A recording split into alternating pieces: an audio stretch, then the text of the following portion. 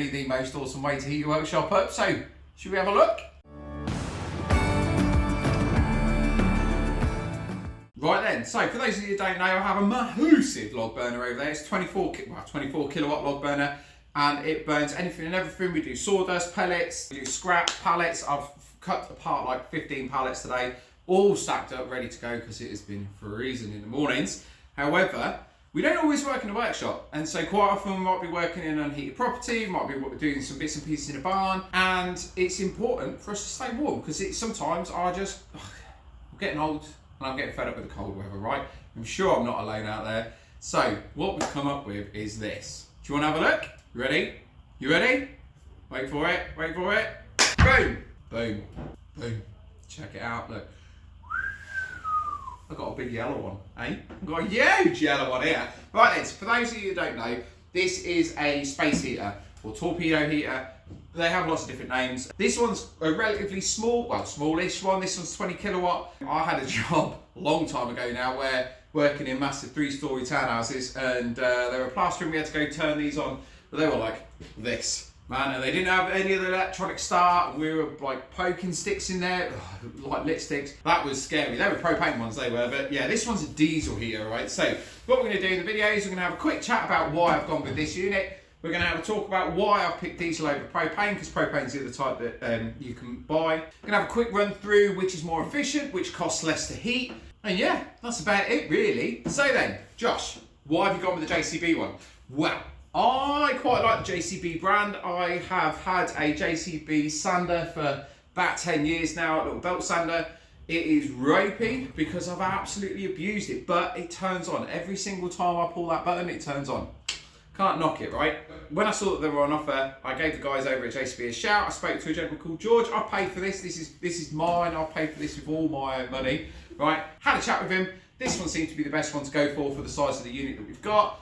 So this is what we've got. It's big enough for us to be able to heat the property if we need to. Plus, it's small enough for us to be able to pop it in the back of the Volvo, pop it in a trailer, and take it out on site if we need it on a particular site. So with these sorts of things, it's always a trade-off as to how portable something is and how much use you can get out of it and how efficient and easy it's going to be to use, right? Because if it's too big, you're never going to use it, so there's no point in having it.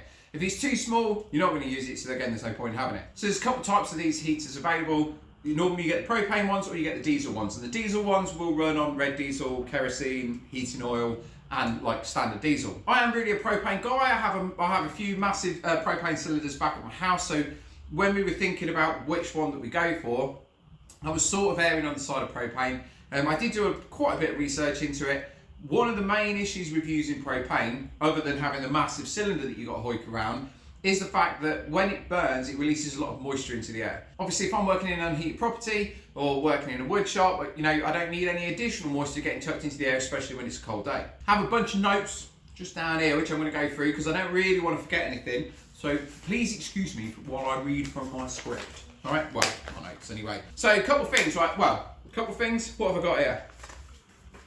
8 things. That's how many things I've got. I've got 8, right? So let's have a look. Number 1 is fuel availability and cost. I like propane. I think propane's great. I mean, it's great. We have a camping place about, well, I don't know, maybe 10 minutes drive from ours. You can get anything from a little propane bottle all the way up to like the massive ones that stand about here. Like I said, I've got some 19 kilo ones. They're about this big. And they're great, you know, they work really well. My concern was that choosing propane, if they shut at 1 o'clock on a Saturday afternoon and I need to do some work over the weekend, or I need to be somewhere at 5 o'clock, well, 6 o'clock, I don't realise, but anyway, 5 o'clock, 5, 6 o'clock Monday morning, I'm going to be stuffed, right? The problem with propane is obviously I don't know what it's like in the US and other countries, but it's 1 in, 1 out. So what you have to do is you have to take the empty cylinder, take it to them, they exchange it out and you bring it back. So what you're going to have is you're going to lose a little bit of propane every time. And I don't know if everybody's noticed, I'm quite frugal, I don't like wasting any money. And so diesel seems to be a bit of a better option. Diesel fuel is going to be way more easy to get. Way more easy. It's going to be way easier to get. That sounds better, doesn't it? Diesel's way easier to get. I'll be honest, I thought, oh, I'll get red diesel, that'll be fine. Apparently, you can't use red diesel for commercial heating anymore. Thank you, government. That's awesome, because it's not as though life is any more difficult at the moment, is it? So we'll just make it a little bit more. But yeah, so red diesel isn't an option. You can get kerosene, you can get heating oil, and I think they're the same sort of thing. You have to excuse me, because it's not my sort of, like, I don't know everything, do I? So you can get heating oil, you can get kerosene. I had thought, being out in the sticks, and considering everybody around here has heating oil, I could just maybe go to a pump or something. I didn't realise it's going to be as difficult as that. So we've ended up running it on diesel. However, I have found somewhere it's maybe about half hour, 40-minute drive, and apparently they do heating oil by the pump into your gas cans for 73p a litre. So that doesn't sound too bad, especially when diesel is £1.47 at the moment, which is unbelievable. So energy efficiency is the second one. Diesel is slightly more efficient than propane from what I understand. I don't think it's really matters. I think it's a bit of a muchness, but there are other reasons that more so than the efficiency, which was why we chose the diesel one. Fuel storage and handling, right? So diesel is a lot less combustible than something like propane. Don't want to be turning that propane on and letting that thing swing around here. So diesel's less volatile, it's easy to get hold of. There's less of an issue with storing like a gas can of diesel than there is a propane cylinder. Temperature, right? Now bearing in mind you're going to be using this when it's cold. Diesel, from what I understand, they're more effective in low temperature conditions, more so than propane. I think propane has an efficiency issue when it's colder, and so yeah, again, there was another reason why to go with the diesel. One of the things I was a little bit concerned about, obviously with like diesel engines and stuff, you have pumps, you have injectors, and like there's fuel filters and all this other sort of nonsense. I was speaking to George over at JCB. I thought that this would probably be the best option for us.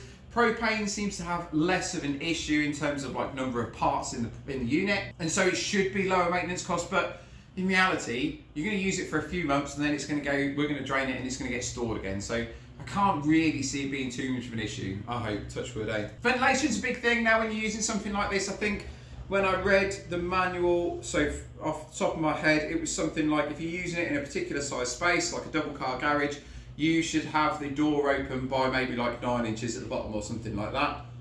What's 9 inches? It's 9 inches. But for us, again, not really that much of an issue, just something for you to bear in mind. The workshop is completely ventilated because we don't have any ceiling in here. I've got a massive roller door. Working in unheated properties, again, not going to be a problem, is it? We just have the front doors, back doors open and just warm the property up. Now, a diesel heater may smell a little bit, it's worth remembering that.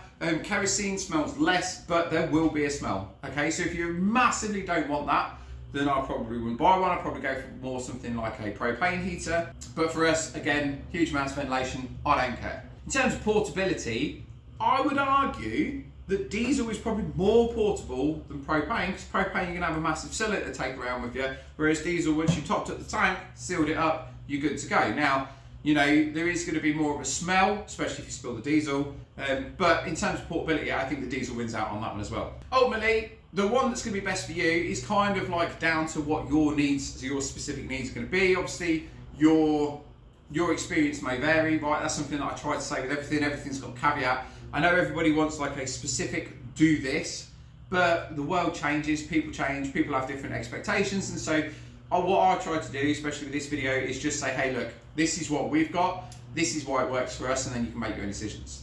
Okay, so now we get to the technical bit, right? And I apologise because I am going to be reading from the notes here. All right, so I looked at the calculations. So obviously cost is a massive thing, right? Cost is huge for us.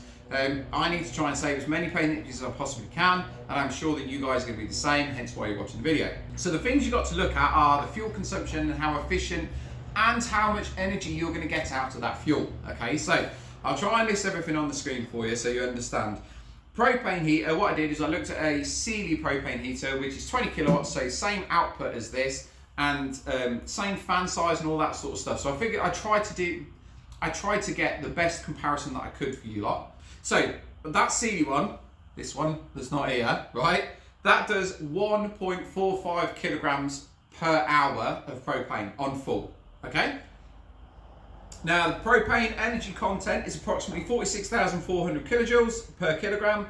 It might vary, but that's what is like the average, I guess, to go to.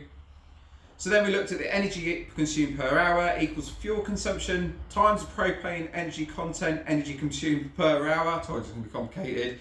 So that's 1.45 kilograms per hour, times that by the 46,400 kilojoules per kilogram. And what that does, that says 67,200. So what that says is 67,280 kilojoules per hour, right? That's how much energy the propane one is consuming per hour. Now, as for the diesel one This consumes 1.9 litres per hour according to their stat sheet on the front there at full capacity. Now, diesel energy content is approximately 35.8 megajoules per litre. So again, that might vary. So what we do is it's 1.9 litres per hour times by 35.8. And what that does is that's 68,000 kilojoules per hour. So it's just slightly better when we account for the amount that we use and all that sort of stuff. This one is just slightly better than the propane one. However, that's not all of it. So working on the fact of cost, 19 kilos of propane cost me about £37, and I have already have the cylinders, right? So if you don't know, if you want a propane cylinder, you have to enter into an agreement. The agreement can run to between £40 and £60, depending on your bottle size and where you get it from.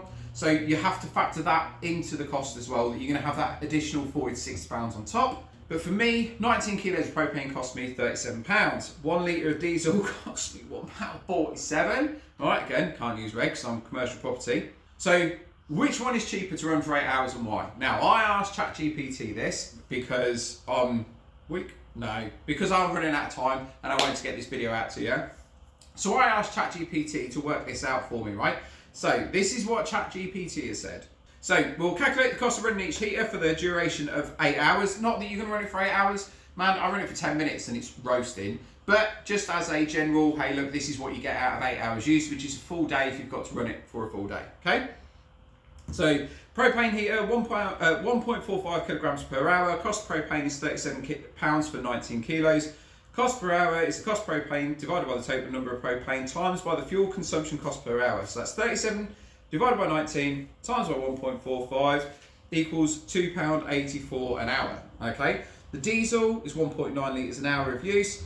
Cost of diesel is 147, so that calculator comes out at £2.80. So for regular diesel that you get out of the fuel pump, which is the most expensive thing I can find right now, is 4p cheaper is 4p cheaper per hour to run the diesel than it is the propane. Now, the thing you got to remember is you don't just have to run this on diesel. You can run it on kerosene, heating oil, and all the other little bits and pieces. If you're a private individual, you can run it on red diesel. Not like it's difficult to get a hold of red now because they just want to price us out of being able to do anything with our lives, but there you go. So if we look at heating oil, like I said, the place that I found it for was 73p per litre if we take our own cans. If you've got like a big tank, or you know somebody that's got a big tank, maybe you can take a little bit off them, give them a bit of cash. So fuel consumption is, again, should be around about 1.9 litres per hour. Cost of heating oil is 73p per litre.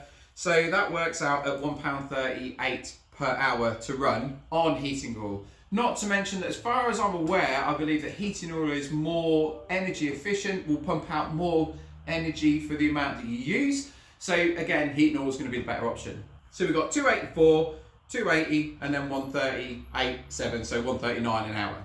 Got to take all these calculations with a pinch of salt. Everything can change, you know, things vary. I'm sure the temperature, the air temperature, the humidity, all of that sort of nonsense gives you a different reading. But, you know, I can only go on what I've got, and I've got to make a decision. So I put all these calculations in, worked it all out, and I was like, right, this is the best option then. So in terms of cost, the diesel heater was more expensive than the comparable propane heater. But again, if I can run it on heating oil and I don't have to have that tank, and it's easy for me to transport, and all of these other boxes ticked that I showed you earlier, this was the better option.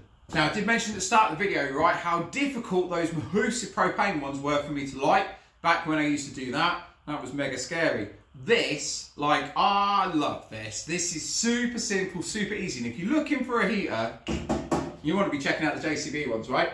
So, what we're going to do, make sure it's on at the wall, it's off at the machine. Right, so flip the power on. Now, the only power that you're going to be using is to power the fan and the ignition source, right? Once the diesel's ignited, it's only going to be running the fan in there, okay? So what we do, let's go around here, click go, and listen. There it is, wait for it. Boom, and it's done. Ooh, it's so nice.